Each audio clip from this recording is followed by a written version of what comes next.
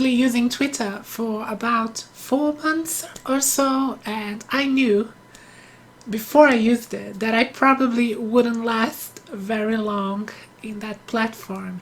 Not only because I say controversial things, but because my style of dealing with trolls and stupid people is basically just mocking them.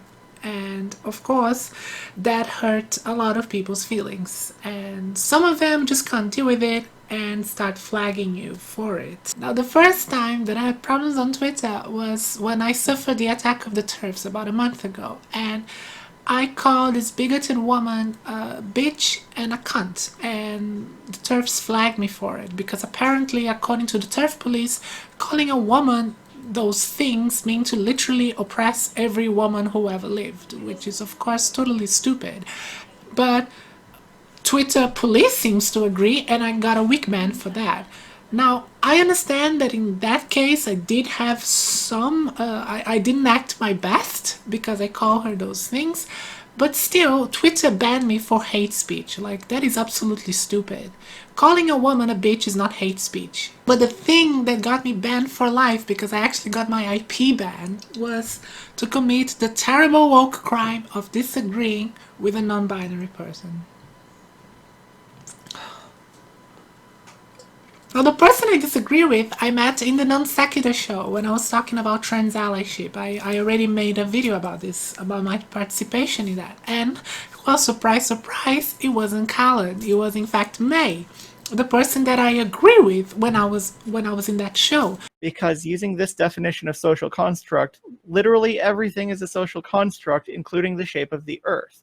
But talking to this person a little bit more, we found out that we have some major disagreements. And one of the disagreements that we have is over the definition of the term transgender. When I had a conversation about this person called me a trust scum.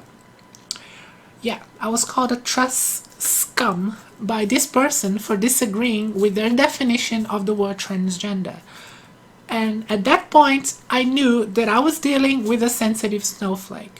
Because not only I was called a scum, but this person went full essence of thought and said that I was denying their existence. Like, seriously, bitch. We disagreeing on a definition of the word transgender doesn't mean I deny your fucking existence. Like, this hyperbolic bullshit is the kind of thing that doesn't give you any legitimacy when you advocate for whatever the fuck you are advocating. No one will take you seriously when you say dumb shit like this. I am not denying non-binary people if I say that non-binary people maybe don't fit the definition of transgender. Now, one important thing that I forgot to mention as I was recording the video is that May blamed her dysphoria for her overreaction to my jokes and provocations, right?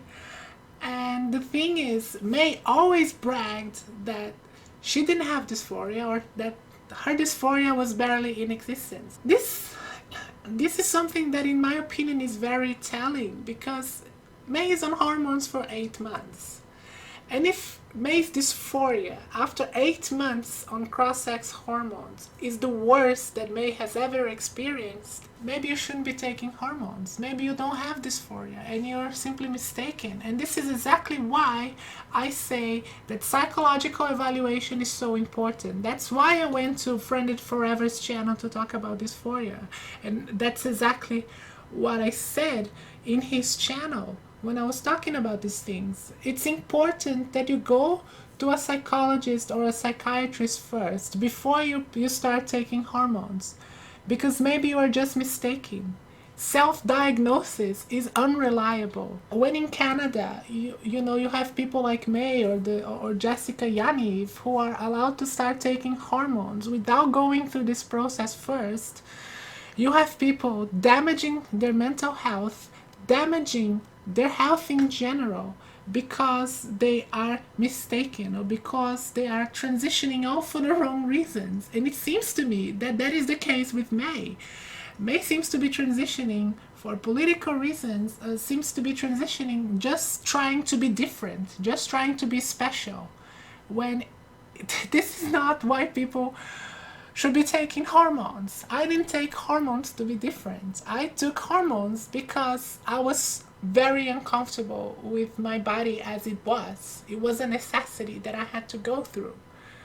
And hormones did make me better. The hormones are not making you feel better. It's probably because you shouldn't be taking them, and you should seek psychological help. Psychological help. You should seek a psychologist. I don't. I'm not saying this to be mean. I'm saying this because you need help.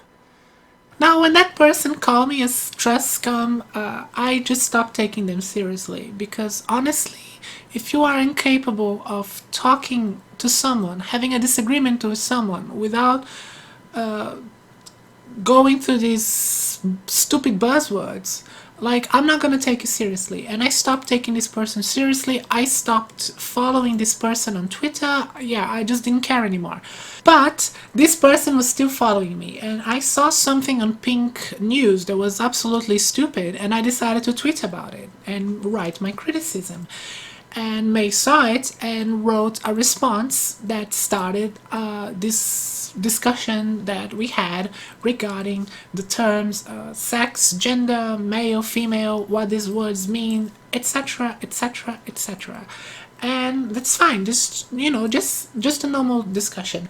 But at some point, I refer to trans rights activists as TRA, an acronym. Now, I didn't say that in an insulting way. I just said TRAs because it's Twitter, you have limited characters, and because it's just a fucking acronym. Acronyms are not insulting, they're not offensive.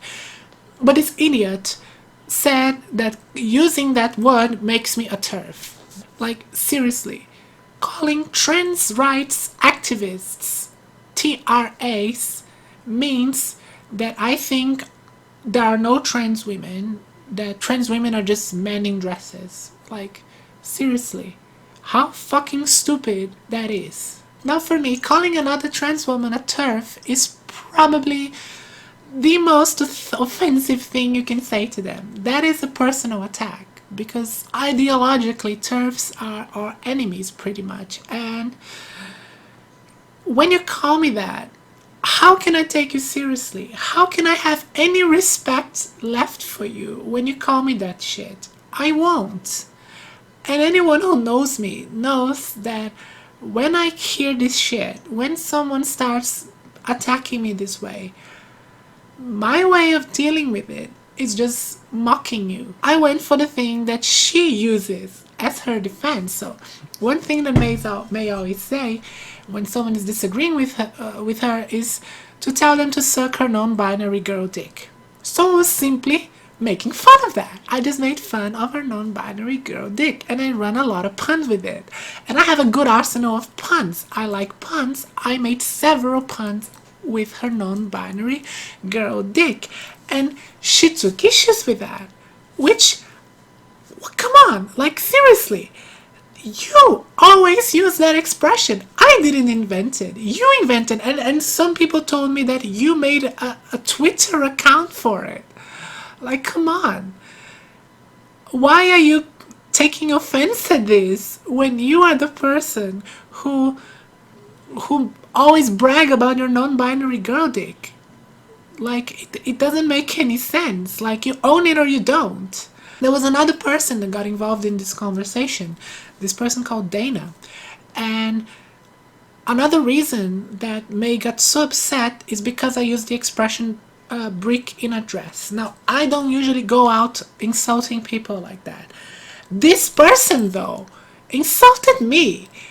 This person started making fun about my appearance first, like mentioned my wig. Like, I don't wear wigs. Like, this is my actual hair. Like, if you don't like it, that's fine. You may think my hair is disgusting. I don't care.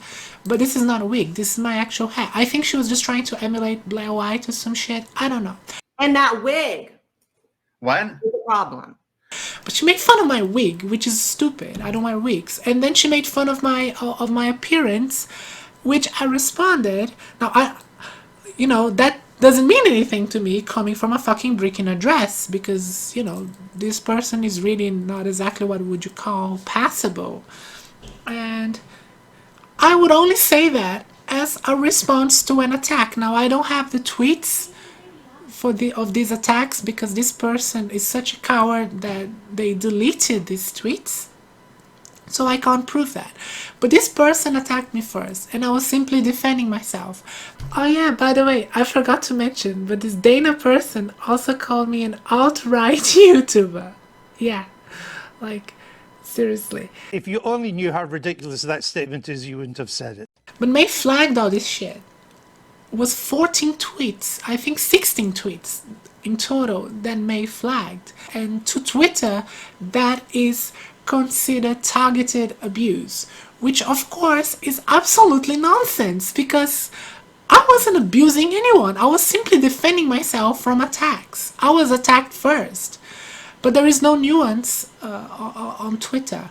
And the problem with the way these things are is that it's probably a bot that runs the scan, and it's just gonna look, okay, May is a non-binary person, and I'm referring to May's dick.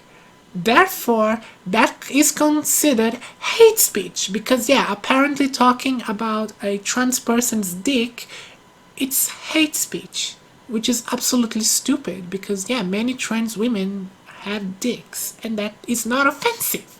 Apparently to Twitter it is, and that got me not only banned, temporary ban, but got me suspended, got my account cancelled, and my IP banned, so I can't even create a second account because I tried and that was banned as well. Something so childish, so stupid as that honestly wasn't even an offense, got me IP ban.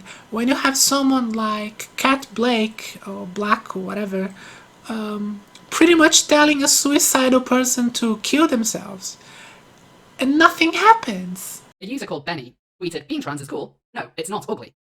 Apps responds by saying, "Being trans is the coolest thing you can be. On the scale of cool, trans is at the top. Sorry, I don't make the rules. Stop being such an effing hipster."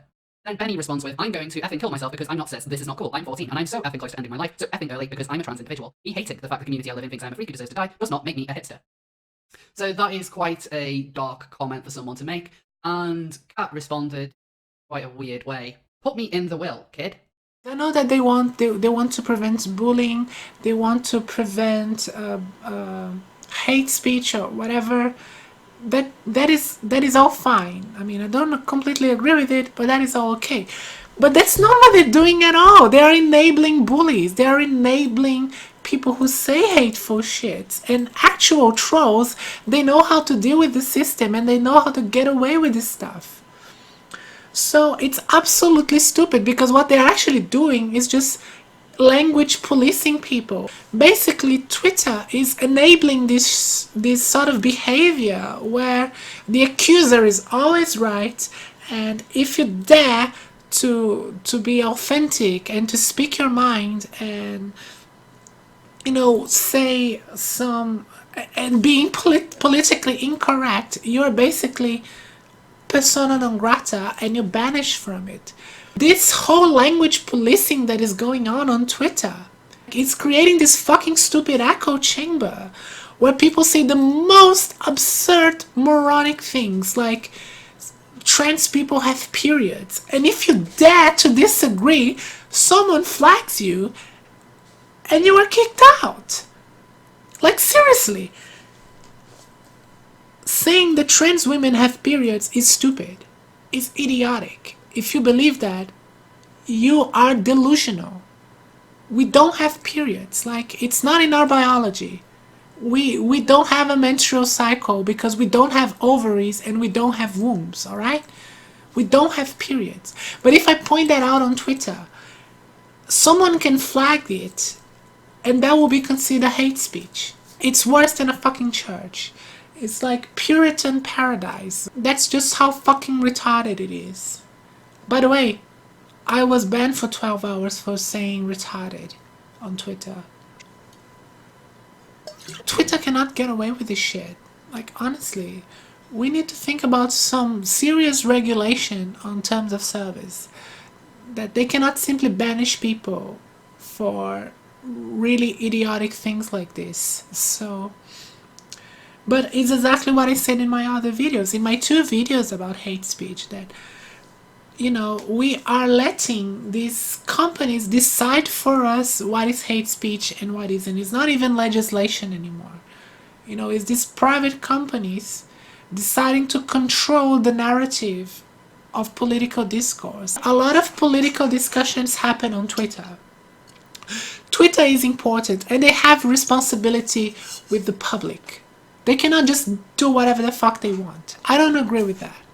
You know, I am not, I am a free speech absolutist, but I am not a capitalism absolutist or whatever the fuck would you even call that.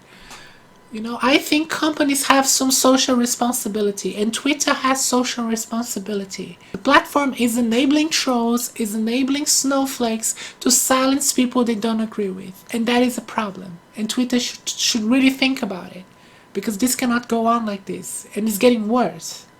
Now I have an important announcement to make. I just reached 1,000 subscribers this week.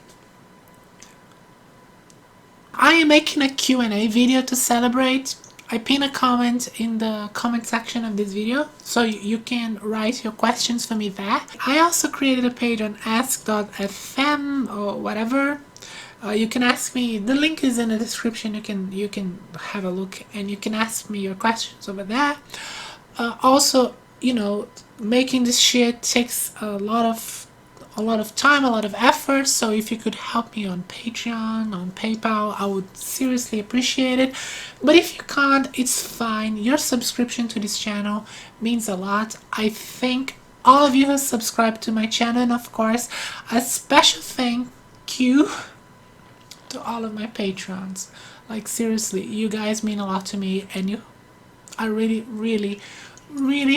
appreciate your support. Thank you very much. If you like this video, leave it a like, a comment, share it, whatever. You know the drill. I've been Sarah Michel. Thank you all for watching, and I will see you next time. Cheers.